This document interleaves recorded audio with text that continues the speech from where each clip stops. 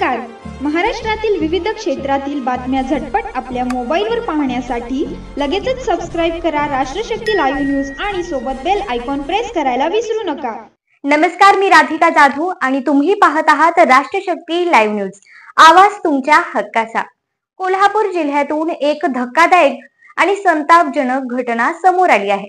गावासाठी काम करणारा तरुण नेता, पण प्रेमाच्या नावाखाली झालेली भीषण फसवणूक आणि अखेर पत्नीनेच केलाय गद्दारीचा सौदा. रांगोळी गावचे ग्रामपंचायत सदस्य आणि राष्ट्रवादीचे युवा कार्यकर्ते लखन बेनाडे यांच्या आयुष्याचं मोठंच राजकीय आणि वैयक्तिक नुकसान झालंय. बेनाडे यांच्यावर विश्वास ठेवून लग्न केलं, पण पत्नी लक्ष्मीने त्यांच्या विश्वासाचा, प्रेमाचा आणि पैशांचा अक्षरशः खेळच केला.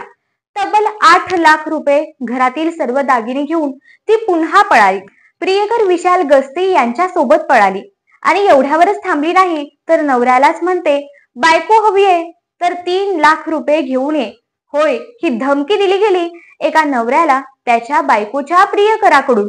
आणखी धक्का म्हणजे बेनाडे यांनी पोलीस तक्रार दिल्यानंतर लक्ष्मीने थेट पोलीस स्टेशनच्या बाहेर उभी राहून इंस्टाग्रामवर नवऱ्यालाच धमकी देण्याचा प्रयत्न केला.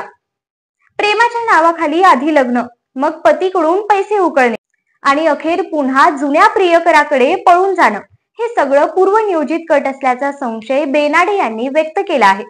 शाहूपुरी पोलीस ठाण्यात फसवणूक, मारहाण आणि धमकी यासह गंभीर गुन्हा दाखल झाले आणि पोलीस तपास सुरू आहे.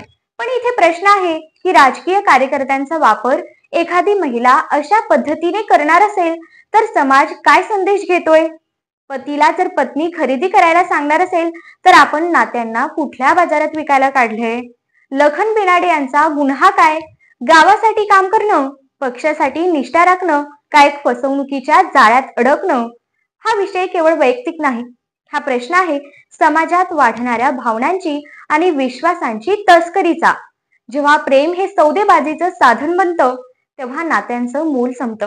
मी राधिका जाधव, राष्ट्रशक्ती लाईव्ह न्यूजवर अशाच अस्सल बातम्यांसह पुन्हा भेटू. तोपर्यंत विचार करा, तुमच्या आयुष्यातल्या विश्वासाचं मोल कोण ठरवतं?